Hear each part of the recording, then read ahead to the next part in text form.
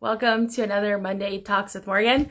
Today I'm going to have my dear friend Paloma on and she's, here she is. Okay, cool. Let me add her. All right, I invited you. Hopefully that worked. There we Hello. go. All right, just moving my camera a little. All right, well, welcome. How are you? I'm good, and you? It's a beautiful day here in New I Jersey. know. So I just This wanted is to, like just such a spectacular day, isn't it? It's like to everyone who's not in the Northeast right now, like right now it's like 70 degrees. It's like there's a nice breeze. It's just like, and it's November and we're all like so confused. yeah, I took Um, the life to the outside world.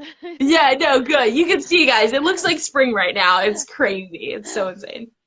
Um, and it's like, and we're all like outside because it's like in like 3 days it's gonna be like 30 degrees. We're all gonna be freezing. Um, so today we really wanted to talk about maidenhood and what it means to be present in it because I think both of us have like um, stories around our maidenhood and what maidenhood means. Like I didn't even hear that term till like 6 months ago. Um, so let's talk about what it means to be in our maidenhood, and then we'll get into how to be present in it. So do you want to define it really quick? Wow, maidenhood has been a really interesting navigation for me as well. Um, I always felt like I was gonna stay in maidenhood my whole life, right? Without any like thought nor questions being asked about the other steps. Like I Mm-hmm. was gonna skip everything else. But like what I've been discovered through this whole space of being so mindful of what maidenhood actually is and what we should embody as women in this phase, right? Which is like the phase before that rite of passage of motherhood, right? Um, it's it's like a lot of work that we need to do before that stage, especially in the system of how we've been societal standards of what a woman should be and look like and all these things and dismantling these things through that process, right? And Wait, I lost you for a second. Okay. motherhood is like this stage of being so present, right? You have all this time um, available to Yeah. you, right? And Yeah, you really do. yeah, and like so it's how can you create this energy, right? Like how mothers create their babies through that phase, right? What can you do with this energy to create um, your life or whatever energy that you want to put yourself into? So it's I even struggle myself, and we have talked to this multiple times, and I've been in so many like spaces of women speaking about it. Like I was like, I get it. I already got what maidenhood is. I did what I need to do, and now I'm ready for this other phase of motherhood. And it's like, okay, so instead of being in this life cycle of like looking at the future, why don't we just keep working on this present moment? And what can you do with this energy if your job is successful, if all these things are in place, what else can you do with this creative energy of maidens, right? So Totally. Yeah, I think there's like when we're looking at the context of a woman's life, so many women, including myself, want to skip it. We want to skip maidenhood. We don't want to be here. We wanted to go right from girlhood, ending around like when we got our first period, right to motherhood. We want to be a wife, we want to be a mother, or whatever that means for people. Like, we want to skip this time, yeah. And for me, like, if you had asked me when I turned 18, I would have said I want to be a mother by the time I'm 22. Like, Hmm. that's what I would have said. And I look think about it and I'm like, oh my God, thank God my children are not going to have a 22-year-old Morgan as a mother, because I had so much to learn. And it's not that I wouldn't have been a good mother then. It's just that I've had to dismantle and unlearn so much in my maidenhood, and I still am. You know, that process is still ongoing. But like when we do this, when we really look at what we want to create, what's the woman we want to be, like, I didn't even realize I was meant to be a coach until like 3.5 years ago, you know? So if I had spent like, if I just like, I've had the space to create something from scratch. And I'm so grateful for that time. I'm so grateful that I've had this time to consciously create a life, so that when I do become a mother, it's so intentional. Like every decision is going to be intentional because I know so much more. And I feel so blessed. Like, you know, you and I, we met in a birthing class, and like most of the women in those classes were mothers or about to be mothers. And we were kind of like a small minority, and it felt really like, yeah, but like we really get to dive into this, you know, because we're not at that stage yet. It's like we get to like explore and learn, which I think is really like, learning and creativity are like the two words that I associate with maidenhood. Yeah, like, absolutely. Discovery. Maybe discovery is better than learning, but yeah. How does that resonate with you?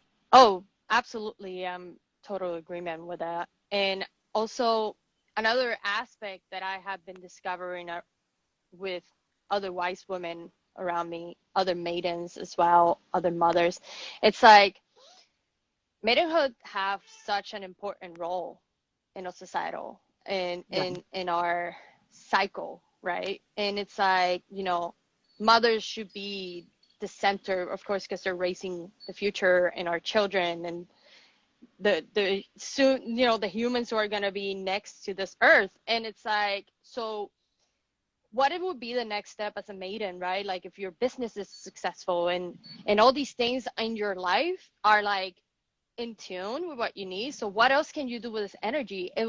And for me, it's 100% to be at service, especially to the mothers, because it's we just bring this energy to them, right? And Emily Bruce, I'll mention her here. She's amazing. We'll tag her on the chat.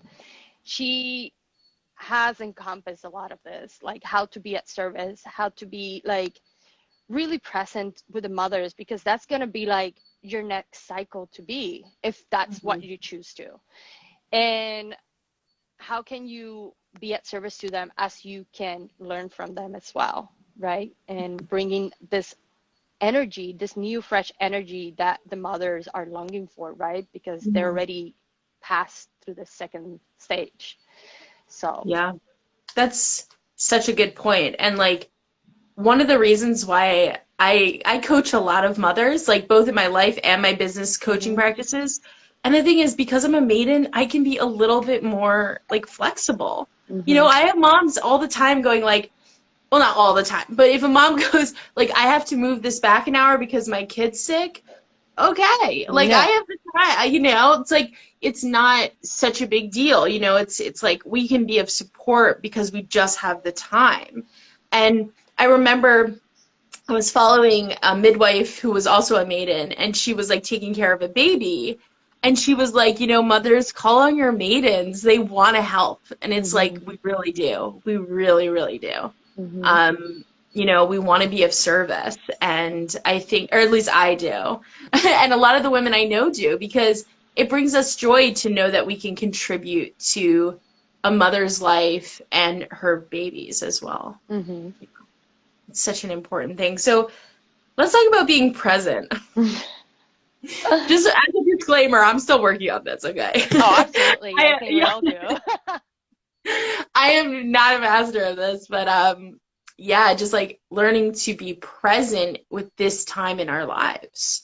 And it's actually funny because I think a lot of young men do this really well. Like they're very present in their like young manhood, you know, before they become fathers. And I'm like, sometimes I always look at them and I go, oh, I want to emulate that, because like this is a time for discovery, learning, but also for fun, for, Mm-hmm. exploring, for adventure. And I think for me, that's really been the key to maidenhood is like when I tap into that adventure side and I'm like doing something new or going somewhere, I feel really lit up, Mm-hmm. So yeah, but how about for you? What are some of the things that help you stay present during this time? My God, yeah, absolutely. I think the past 2 years, I think after this whole mayhem happens, like just being so like on the go and Yeah.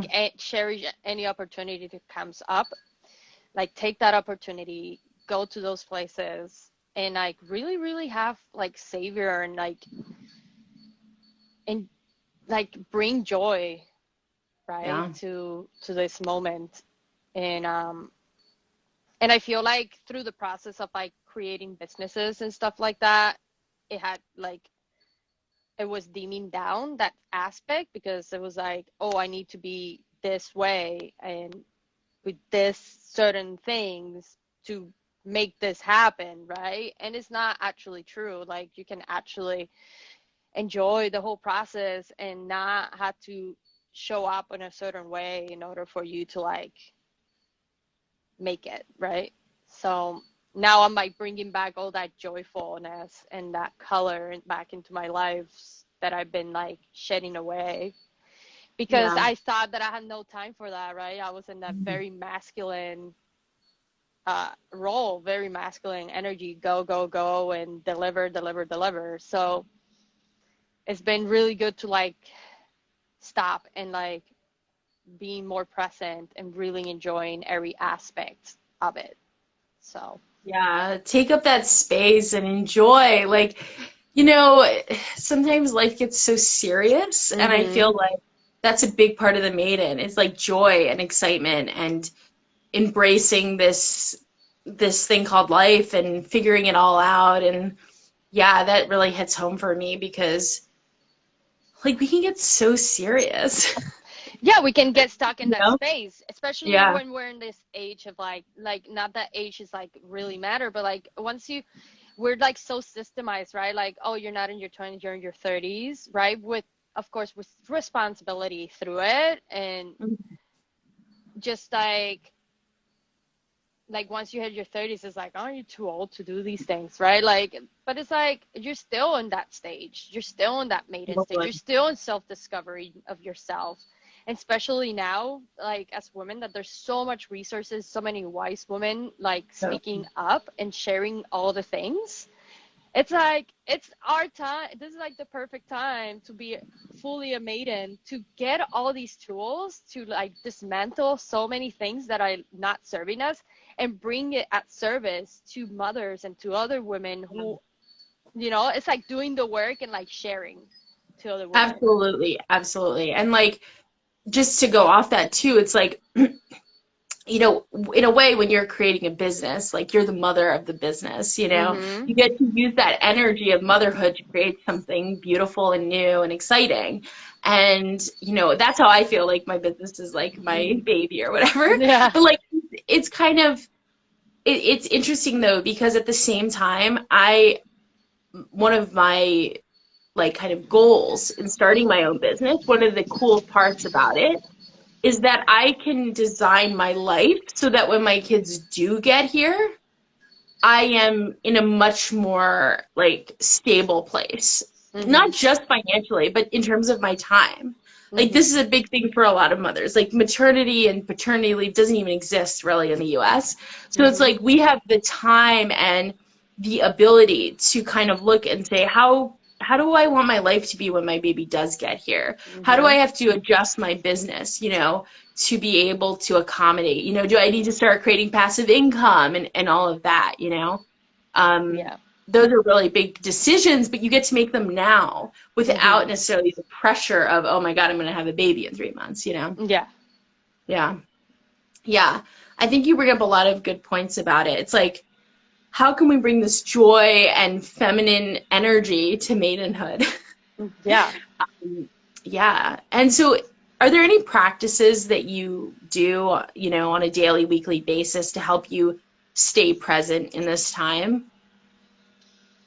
Yeah, I mean, when I when women share that with me about being like in service to mothers and other women, it was like a huge aha moment for me. I was like, oh my God, absolutely. Why wouldn't I? Like I'm in the service industry.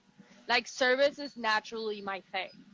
That's like comes it's like my line of genius. It's what comes naturally for Totally. me and will never bother me to do anything service wise, you know? So it's like when I heard that, it was like such an instant aha moment, right? So it's like, and it's so hard, like, as women to ask for help. I mean, I have struggled with that way before anything, right? To ask for help because asking for help is a sense of weakness in our whatever structure system is. But like, you knowing that you can be at service and you knowing that you can be of some help, it's like it's an initiation for you to like Totally. take the action and ask to the mother in your community, ask for the women in your community of what they need, right? And by you doing that, it's like exercising, right? It's like you're so presently because you're not thinking about anything other than just giving your energy to someone else that needs it at that moment if they Mhm. choose to, right? And that has been like a very interesting dynamic that I've been playing with, and I discovered that it's so fulfilling, and it's like really keeps me very presently and keeps me into that space of like knowledge and like learning, you know. Yeah. So Yeah. What are some of the things you've been learning lately, out of curiosity? um holding space. I mean, Yeah. and naturally as women we know how to hold space, but our mind gets in the way, and I think holding space Yeah. has been like a very very transformational thing and very yeah, like holding space has been one of the most big ones for sure. So Yeah. It's major. Learning to hold space for the other maidens in our life, for ourselves, for the yeah, mothers, for everyone. yeah. It's such an amazing thing to, I feel like we naturally have it within all of us, but we do have to relearn the art, Hmm. because it's kind of been stomped out of us Yeah. so often. Yeah, I really hear you about that. I think it's like, um, I was thinking about this moment I had the other day. I was at a Zumba class, and the instructor on the last song started crying, and we found out afterwards like her grandfather had passed, and Wow. it was a very sad moment. And the when she told us, I just like went over and gave her a big hug, and I just had this instinct in me to go hug her, you know? Hmm. And and I just felt so right to, even though she's practically a stranger, Hmm. um, to have that ability to just be there for her felt very fulfilling. Like, you Hmm. know, it it's when we're called in that way, even if it's for a stranger or someone we know really well, that's actually super fulfilling. Like that's what's going to make us feel at the end of the day like we've contributed. Hmm. And I think that's what a lot of humans are missing is they're not contributing to the people around them. Hmm. It's such an incredible way to just very quickly raise your vibration, very quickly raise your frequency. Hmm. Um, and it's definitely something I've been discovering. I'm not an expert by any Hmm. means, but yeah, I just think it's so important. And these kinds of like kind of art that we've lost through the years, we are, I think, as the maidens are kind of like rediscovering it, like holding women's circles, you know, and um, everything from like yoni steaming and all of that. Like we're rediscovering all of these traditions that we can pass on to our daughters. And it really is like a rebirth for a lot of us because I think a lot of these things have been lost. Like Mm-hmm. even we had a ceremony of closing of the bones, and to anyone who doesn't know what that is, it's like when a mother is given birth, it's a way to kind of close out her birth and her pregnancy. And it's actually interesting because it you can find it all over the world in ancient traditions. So that's why it's so fascinating. Like it's Russia has like a tradition, and so does many of the like Native American and Mexican tribe, like all over the world. It's like really crazy, right? And one of the women that was in this class with us was Mexican, and she was saying how her great grandmother did it for her grandmother, but her mother stopped because it wasn't a thing any like it was Mm-hmm. oh, that's like with the we don't want to be a part of that anymore. Mm-hmm. And now she is coming to the US to relearn a tradition that her great grandmother knew. Like it's just like, wow, like this is how we're like kind of like rebirthing all of these ancient traditions. And honestly, it takes time, and so yeah, the maidens are doing that because we have Yeah, yeah. absolutely. And piggybacking to what you just shared, right? Like I had experienced that myself being in the Caribbeans, and how much like these beautiful traditions have been like modeled down, like between my grandmother, my mother, and myself. My mother wasn't Yeah. like embracing any of that because it's already like a tabooish thing. It's not like a European thing. It's not like a colonizer. Like if it's not like from that time, then if it's like, how do you say it? If it's like too rural and too like nature looking, Yeah. then like we don't do that, you know?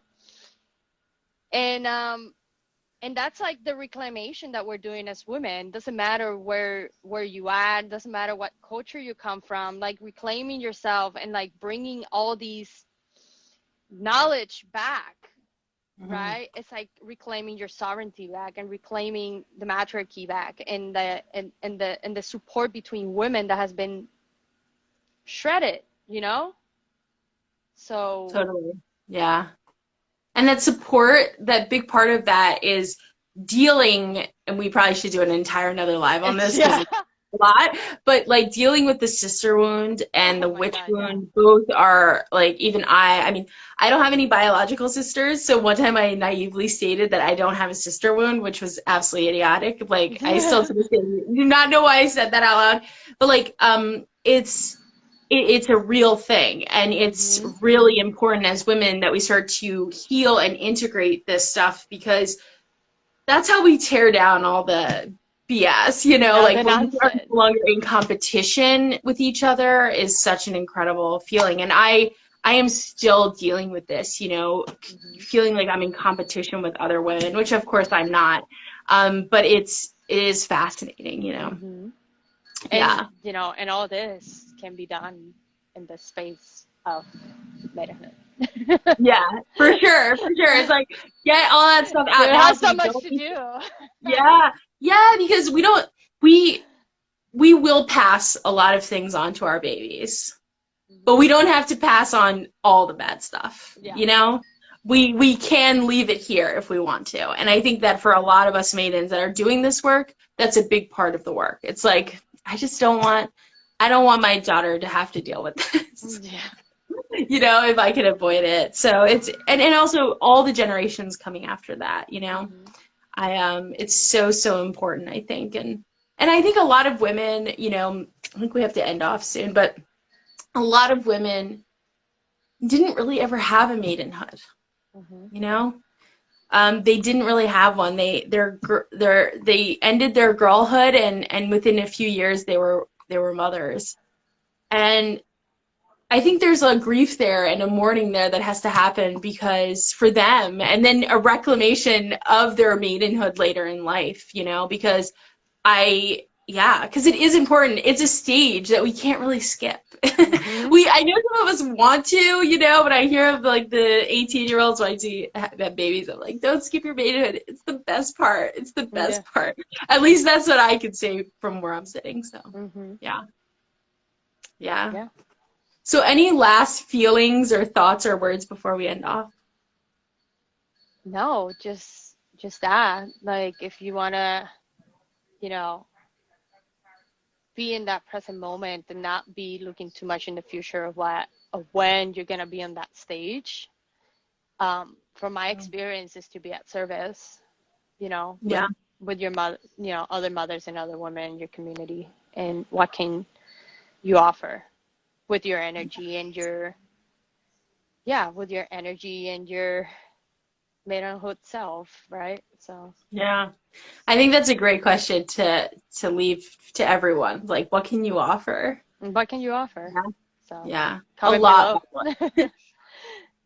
Totally, totally. Well, this has been such a great combo. I really appreciate you coming on. If anyone's interested, um, you can find Paloma at her Instagram, but is there anywhere else you want to send people? No, sure. You can just follow me at Enter the Rabbit Hole. Very easy. It's Yeah. my tattoo page, mostly, but I speak everything. So She does. Check her out. It's a beautiful account. And yeah, if anyone's interested in talking with me, you can find me on my Instagram, send me a DM. Um, I'd love to chat. And, if you're interested in exploring your maidenhood with either Paloma or I, like just write to us on Instagram. Yeah, we love to connect with women about it and, yeah, share resources and all that stuff. So, yes, absolutely. And also, if I mention Emily Bruce in this thing, just check her out. It's at Leo Rising right. Birthkeeping. Yeah, Yeah, I'll she's tag her awesome. below. Yeah, she's Yeah, amazing. awesome. Thank you. Well, take care. Have a great Monday, everyone. I hope you enjoy the weather, and we'll see you next time. Bye. Bye.